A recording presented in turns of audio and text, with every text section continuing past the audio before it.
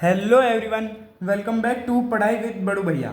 आज हम class 9th geography के chapter number 1 India size and location का पार्ट 2 शुरू करने वाले हैं। अगर आपने इसका पहला पार्ट मिस कर दिया है तो आप चैनल पर जाकर उसे पहले देख लीजिए ताकि आपका पूरा chapter line by line clear हो जाए।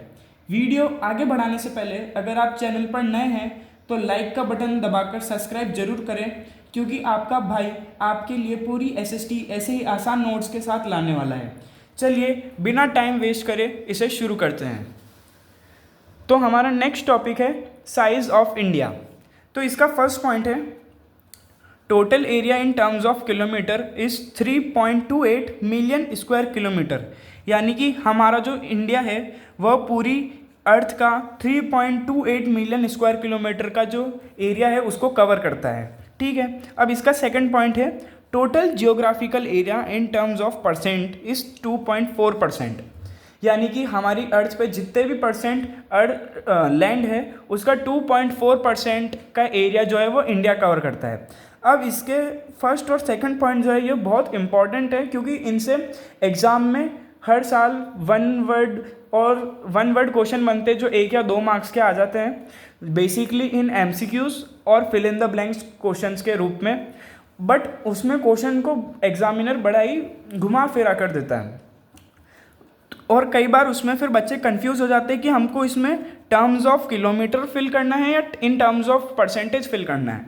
तो आप ये याद रखिएगा, जब भी अगर क्वेश्चन में पूछे कि टर्म्स ऑफ किलोमीटर यानी कि किलोमीटर की टर्म में हमारा इंडिया कितना बड़ा है तो वो है 3.28 मिलियन स्क्वायर किलोमीटर का। पर अगर पूछ ले इन टर्म्स ऑफ परसेंटेज तो वो है 2.4%।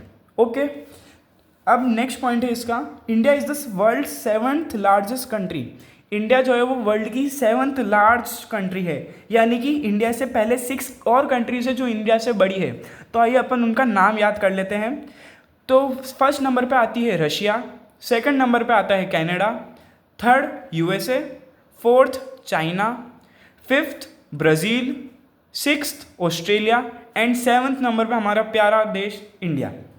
ठीक है, तो अगर अब आपको इसकी ट्रिक भी है मेरे पास, इन आप कंट्रीज़ को याद कैसे कर सकते हो, तो इनकी ट्रिक है रुकुक भाई, यानी कि RCUCBAI। इसकी ट्रिक है रुकुक भाई, यानी कि R Russia, C Canada, U USA, वापस C China, B Brazil, A Australia और 7th नंबर पे आई इंडिया।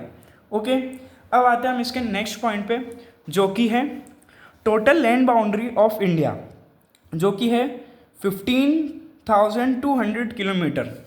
मैं आपको इस पॉइंट को मैप की मदद से समझाता हूँ कि हमारा जो कंट्री है इंडिया, उसकी जो लैंड बाउंड्री है वो गुजरात से चालू होती है और गुजरात से चालू होने के बाद जो राजस्थान, पंजाब, जम्मू कश्मीर, लद्दाख, हिमाचल प्रदेश, उत्तर प्रदेश, झारखंड, फिर उसके बाद आ जाता है हमारे सिक्किम, फिर अरुणाचल प्रदेश, मणिपुर, मिज़ोरम, त्रिपुरा, फिर नागालैंड से होकर इधर वेस्ट बंगाल में ऐड हो जाती है। यानी कि यहाँ से लेकर पूरा ये एरिया कवर करते करते हमारी जो यहाँ तक वेस्ट बंगाल और बांग्लादेश की जो इंटरनेशनल बॉर्डर है यहाँ तक लैंड बाउंड्री आती है। तो अब ये लैंड बाउंड्री कितनी बड़ी है हमारी 15,200 किलोमीटर्स की। ओके, अब नेक्स्ट पॉइंट है the total length of coast line of the main land including Andaman and Nicobar and Lakshadweep is 7,516.6 kilometre. यानी कि हमारे जो मेन लैंड की कोस्ट लाइन है जो कि यहाँ गुजरात से चालू होकर महाराष्ट्र, कर्नाटक, केरला, तमिलनाडु, आंध्र प्रदेश, ओडिशा और वेस्ट बंगाल तक जाती है, उसकी कोस्ट लाइन को अगर हम ऐड करें और उसके बाद इंडिया के 2 ग्रुप आइलैंड्स भी हैं। फर्स्ट ग्रुप आइलैंड है लक्षद्वीप आइलैंड जो अरेबियन सी में लाया करता है, उसकी कोस्ट लाइन को, और सेकंड ग्रुप आइलैंड जो है अंडमान एंड निकोबार आइलैंड जो कि बे ऑफ बंगाल में लाया करता है, उसकी कोस्ट लाइन को, मेन लैंड की कोस्ट लाइन, लक्षद्वीप की कोस्ट लाइन और अंडमान एंड निकोबार की कोस्ट लाइन को अगर हम ऐड कर दें तो इन तीनों का मिलाकर जो सम आता है वो होता है हमारा 7,516.6 kilometre. Okay, now the next point is India's east-west extent appears to be smaller than the north-south extent. Latitudinal extent and longitudinal extent of the land is about 30 degree. तो यानी कि ये इसका मतलब ये है कि जब हम मैप पे देखते हैं तो हमको इंडिया का वेस्ट टू ईस्ट एक्सटेंट जो है, जो कि लैटिट्यूडनल एक्सटेंट है, वो हमको इंडिया के नॉर्थ टू साउथ एक्सटेंट यानी लॉन्गिट्यूडनल एक्सटेंट के कंपैरिजन में छोटा लगता है। बट ऐसा बिल्कुल नहीं है। ये हमको यहाँ पे इस वजह से छोटा लगता है क्योंकि यहाँ पे जो इंडिया की लैंड बाउंड्रीज बहुत सारी कंट्रीज के साथ एक साथ अटैच होती है, तो इस वजह से हमको ऐसा लगता है कि यहाँ पे लैटिट्यूडनल एक्सटेंट जो है वो लॉन्गिट्यूडनल एक्सटेंट के कंपैरिजन में छोटा है। बट दोनों ही एक्सटेंट जो है वो अप्रॉक्सीमेटली 30 डिग्री के इक्वल आते हैं। ठीक है, तो अब हम इसके नेक्स्ट पॉइंट की ओर बढ़ते हैं। So the next point is from Gujarat and Arunachal Pradesh there is a time lag of 2 hours.